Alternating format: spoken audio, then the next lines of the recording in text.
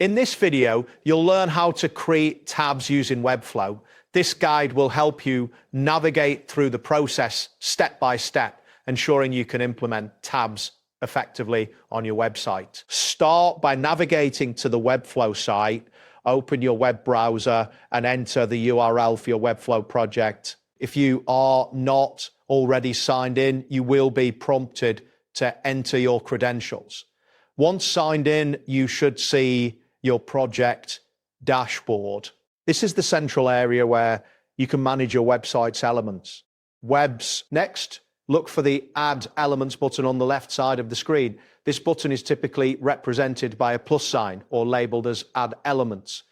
Click on it to reveal a menu of components that you can add to your project. This menu will display various categories of elements,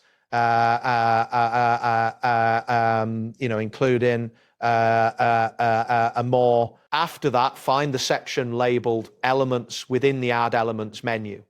Click on this option to access more specific elements available for your design.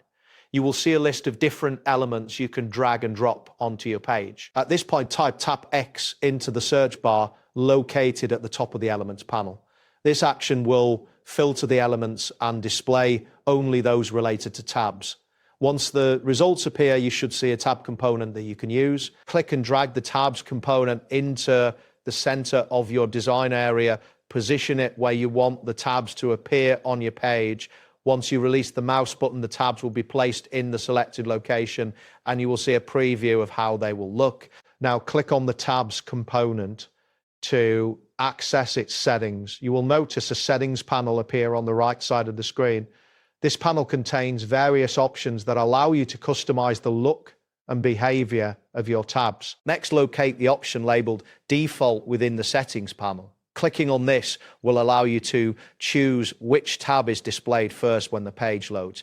This setting is important for guiding users to the most relevant content initially. After selecting the default tab, find the easing option in the settings.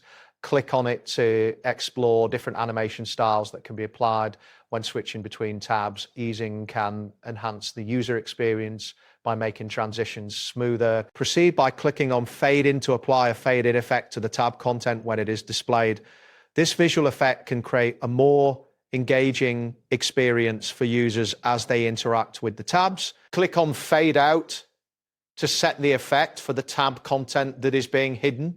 This will ensure that when users switch tabs, the previous content fades out smoothly, enhancing the overall transition. Next, look for the Style option in the settings panel.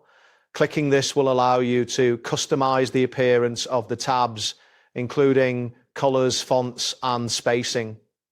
Adjust these settings according to your design preferences. Finally, drag a block element into one of the tabs. This step allows you to add content, such as text, images, or other elements into your tabs. Make sure to position the block correctly within the tab area to ensure it displays as intended. That wraps up today's guide. Thanks for watching and catch you in the next tutorial.